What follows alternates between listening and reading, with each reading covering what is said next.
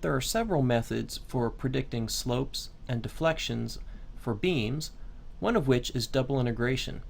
An advantage to this method is that it gives an equation for slope and an equation for deflection everywhere in a beam, unlike the other methods which will tell you information about a single point. The key concepts we're going to use are generating equations for moment along a beam and generating equations for deflection along a beam using the double integration method. Here's our beam. It is simply supported, pin at A, roller at B, with a cantilevered end, and a couple moment applied only at end C. We're going to use double integration to predict the vertical deflection at C. And note that the modulus of elasticity, E, and the moment of inertia, I, are constant along the beam. And here's the approach we're going to follow.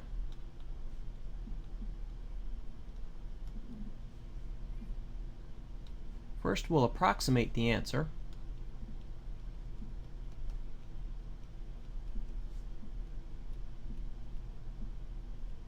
So that we have something to compare to after our calculations. And we're going to calculate reactions.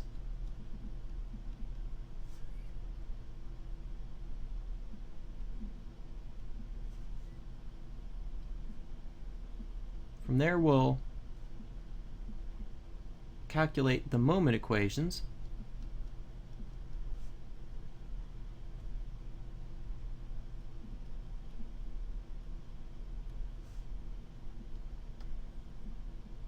Then we'll integrate the moment equations divided by EI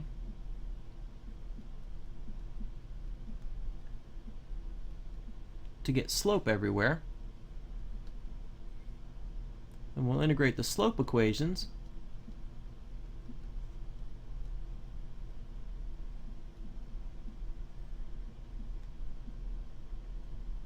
to get vertical deflection.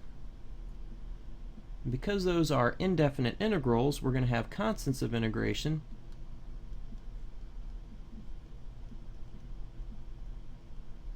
We'll find those constant values. Then we'll be able to predict the vertical deflection at C. And we'll come back and compare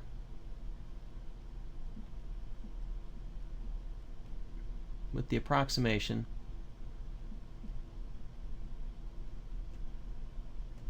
to make sure that we have a reasonable answer. Step 1, let's approximate the answer.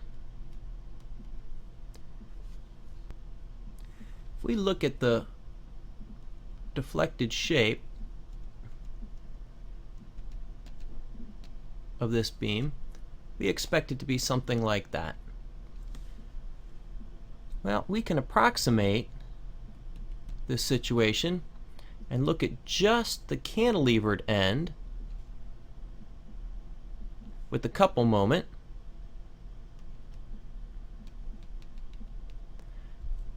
and we get a downward deflection as such. Now, since the region from A to B can deflect, that means we get a rotation at B. So this vertical deflection we expect to be larger than this, but this will put us into the ballpark.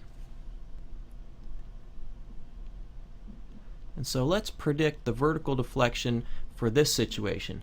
It will be an underestimate,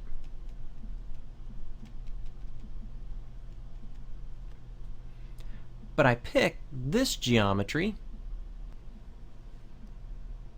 because it's represented in the front cover of our textbook as the following situation. So we have a way to calculate the peak deflection of a cantilever with a couple moment at the end by using this formula, which, by the way, was derived using double integration or one of the other methods for predicting deflections of beams. So our underestimate of the vertical deflection at C is a minus m naught L squared over 2EI. And it's minus because the figure in the front cover of our textbook has a counterclockwise moment. We instead have a clockwise moment, which means our deflection, which is measured positive as up, is predicted to be down. We'll have a negative times the applied couple moment, the distance, or length rather, of our cantilever over 2EI, and that quantity is a minus 900 kilonewton meter squared over EI. So we know our answer has to be larger than this, but we wouldn't expect it to be an order of magnitude larger. Now let's calculate reactions.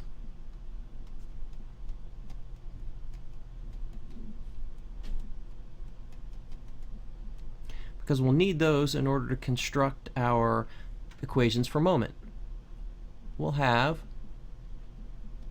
a vertical reaction AY, vertical reaction BY, and a horizontal reaction AX. Let's sum moments about point B. I can choose the direction to be positive, so I'll choose clockwise as positive, because then my unknown vertical reaction at A contributes a positive moment, and my applied couple moment is also positive.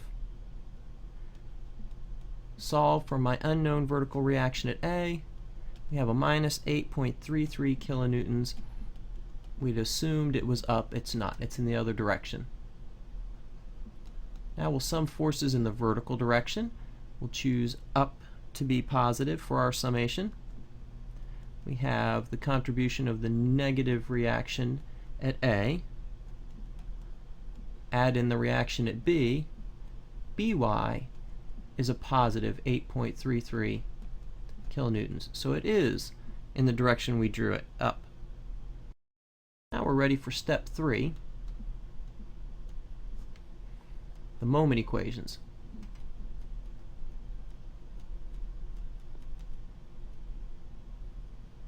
We'll need a new equation after each reaction, concentrated force, start or stop of distributed load, or applied couple moment.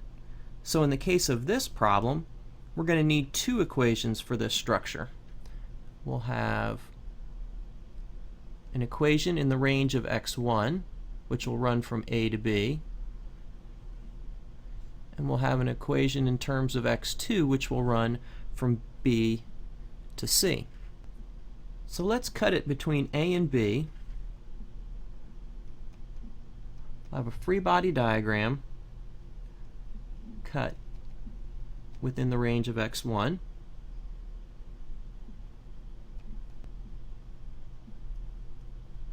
We have the negative reaction at A, the unknown shear, which is a function of position, and the unknown moment, which is a function of position. So we sum moments about the cut. We'll choose counterclockwise this time as positive. We get a negative rotation, but it's a negative quantity from the reaction through a distance of x1, and our unknown moment at the cut is counterclockwise, so it's positive contribution. We solve that, and our equation for moment in the range of x1 is a negative 8.33 kilonewtons times x1. Now let's cut it somewhere between B and C.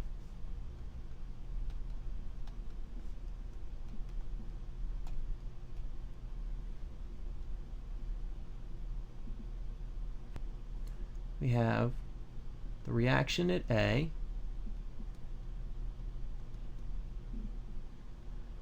the reaction at B,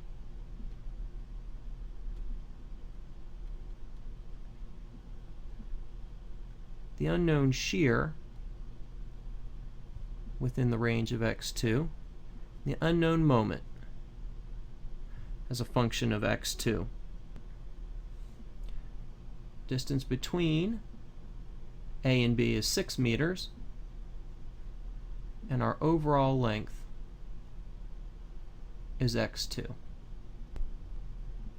We'll sum moments about the cut. Again, we'll choose counterclockwise as positive. Get a negative contribution, but a negative magnitude from the reaction at A through a distance of x2. We get a negative contribution from the reaction at B through a distance of x2 minus 6 meters. And we get a positive contribution from the moment in the range of x2. Solve for the moment at x2, and we get all of the terms with an x2 in it cancel out. So all we get is minus 50 kilonewton meters. So our moment equation is a constant, a flat line. Now we're ready for step 4, which is to integrate the moment equations divided by EI, and that will give us slope. The rotation at any point, theta, is the same as the slope at any point, because we're limiting our prediction abilities to relatively small deflections, small angles, and that's a reasonable limitation. So slope is also often referred to as the theta, and that's the integral of m over EI dx. So specifically from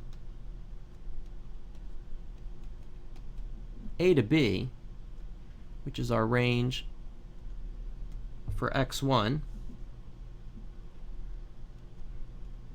our slope is going to be the integral of minus 8.33 kilonewton times x1 divided by the constant EI dx1.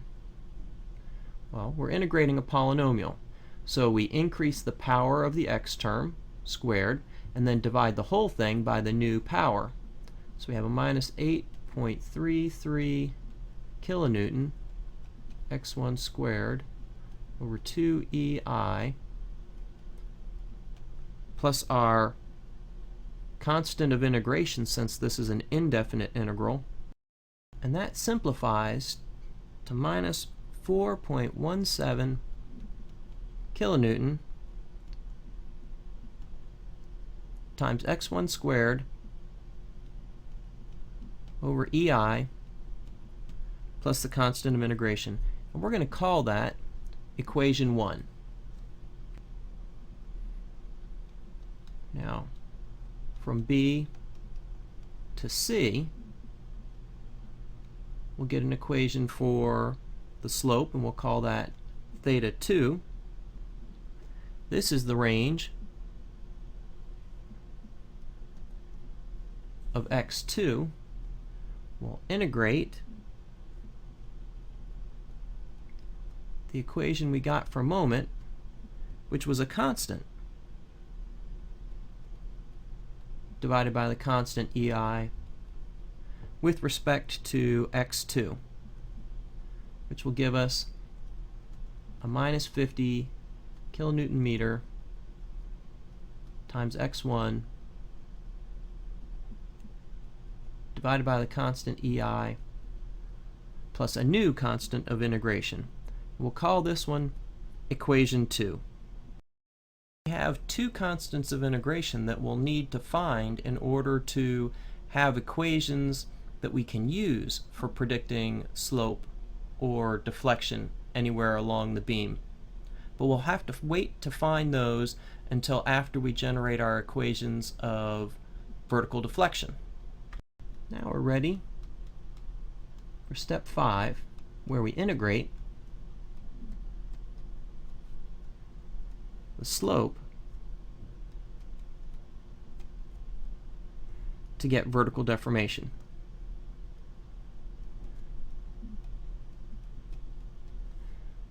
And so the basic idea looks like this. So from points A to B,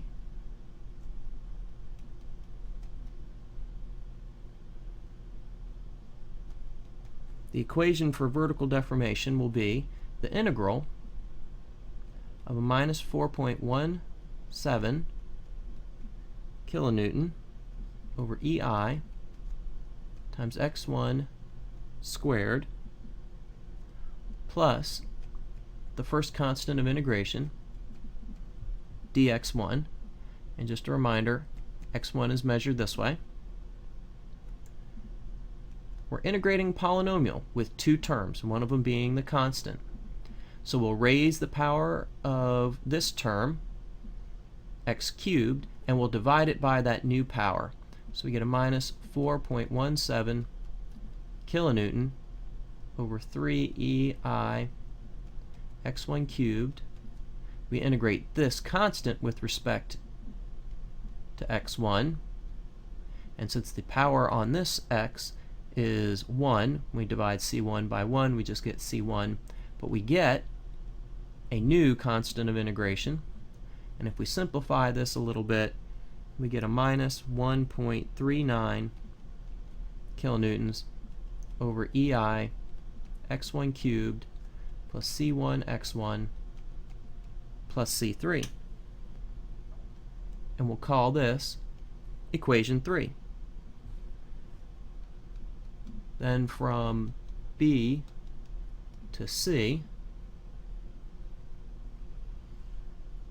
which is our region of variable x2, our equation for vertical deflection in that region will be the integral of the minus 50 kilonewton meter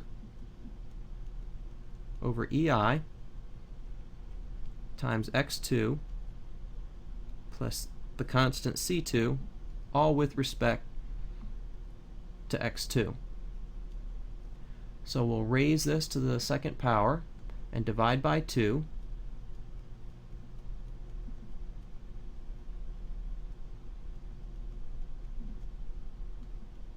Times x2 squared. We'll multiply that by x2, and we need a new constant of integration, c4.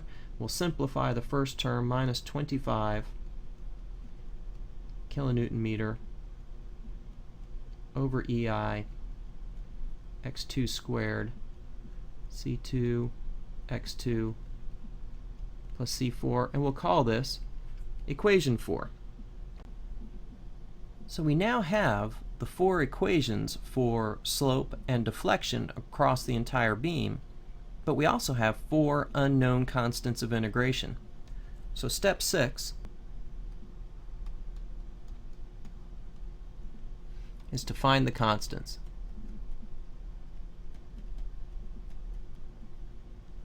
To do that, we'll use boundary conditions,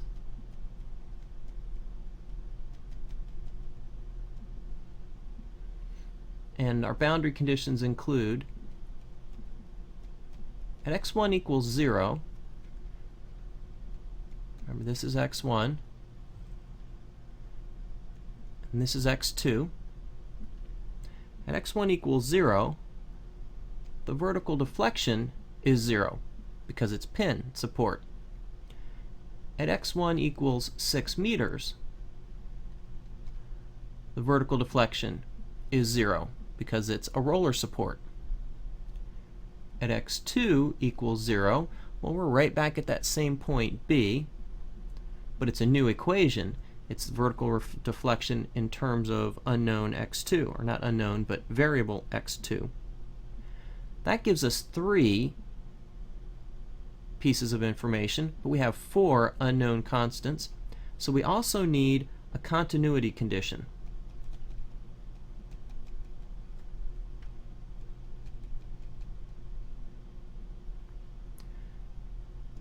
And that comes where x1 and x2 meet up at point B. So at x1 equals 6 meters, x2 equals 0 meters, and we have that the slope calculated in the region of x1 has to equal the slope in region x2 because we're at the same point. Now let's use that information.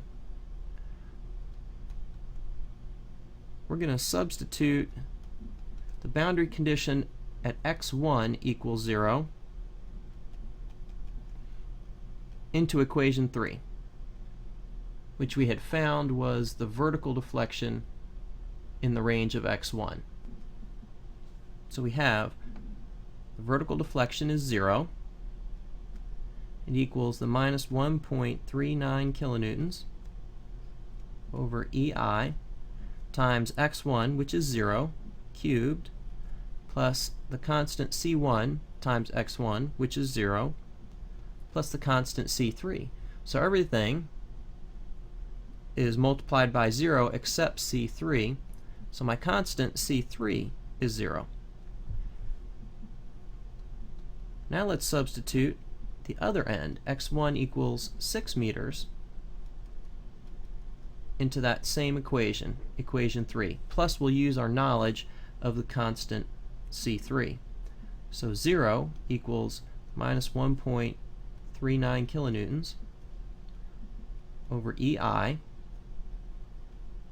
6 meters cubed, plus the constant c1 times 6 meters, plus the constant c3, which is 0.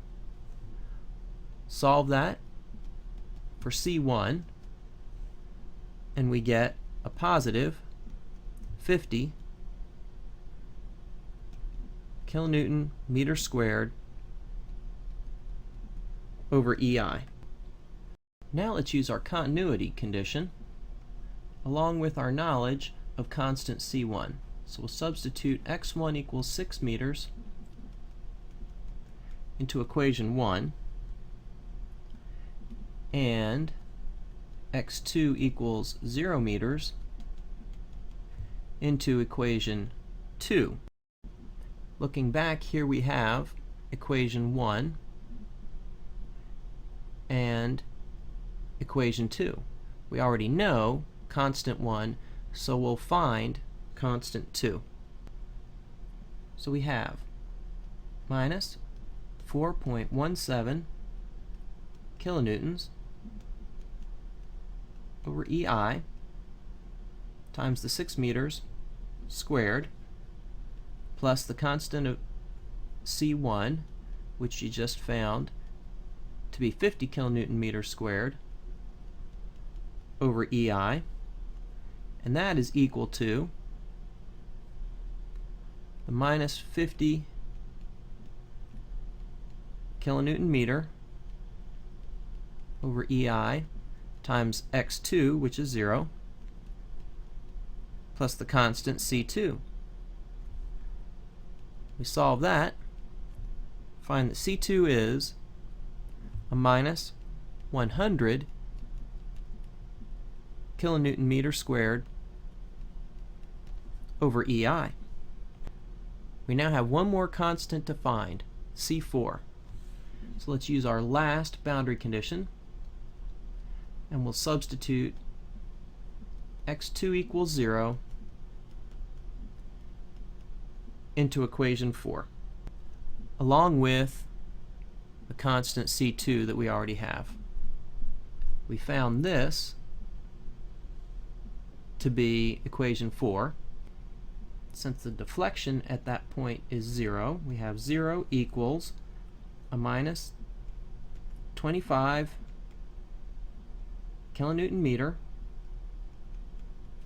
over I, x2 is 0 squared, minus constant C2, a minus 100 kilonewton meter squared, over EI times x2, but that's 0, plus constant C4.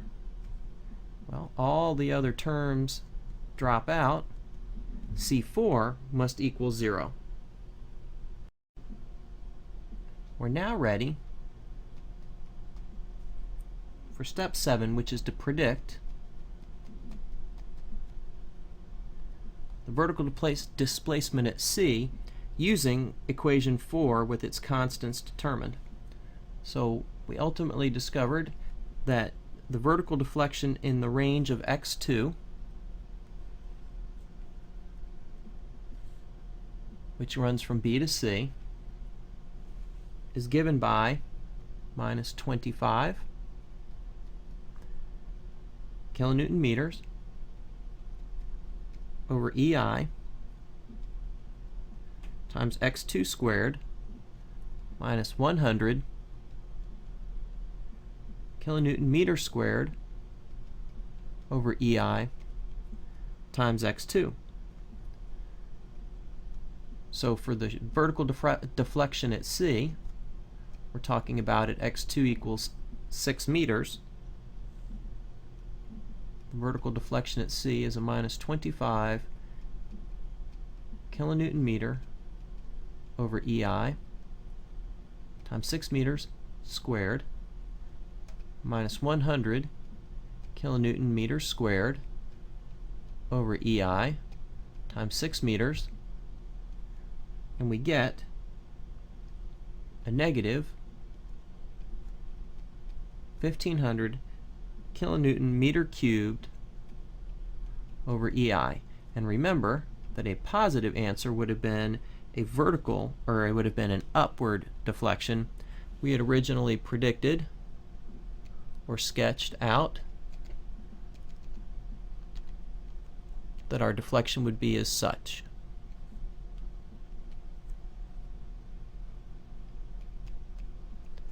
So we expected it to be negative. Now step 8. Compare with the approximation.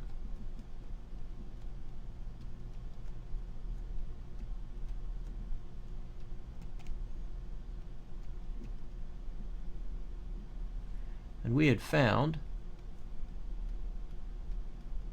the approximate value to be negative 900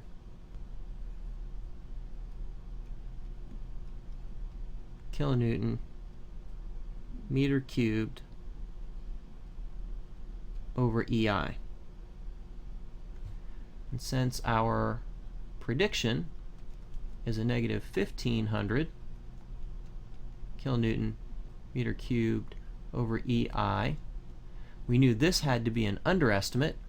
It is smaller, but they're in the same order of magnitude, so we'll say that checks out. We have reasonable confidence that this is a valid prediction of the deflection or anticipated deflection at point C. Now let's go back and review. We started by looking at the predicted deflected shape and recognizing that the cantilevered end is similar to a situation we can look up from the front cover of our textbook, a cantilevered beam with a couple moment applied at the end. And there's a formula for peak deflection or deflection at the end for that situation. We use that approximation for the real situation to come up with an underestimate or a lower bound on what the deflection would be, but it also gives us an order of magnitude to compare against at the end of our calculations. We then calculated the reactions so that we could calculate the moment equations. And since there is a support at B internal to the beam, we need two equations to describe moment along the length of the beam, which means we also need two equations to describe slope along the beam and two equations to describe vertical deflection along the beam. We then integrated those two equations of moment to get the two equations of slope. Don't forget, you need to divide the moment by EI before you integrate. We then integrated the two equations of slope to get the two equations of vertical deflection, but because those were all indefinite integrals, we also had four unknown constants to deal with. So we used three boundary conditions and one continuity condition in order to find each of those constants. Once we did, we had an equation for vertical deflection in the range of x2 that we could use to predict the deflection at point C. And then when we compare it with our approximation, we find that our predicted value using double integration is larger than our approximation, but not double. And so we're at the same order of magnitude, and we meet the criterion that VC has to be bigger than the approximation. So we think we have a reasonable result. Well done.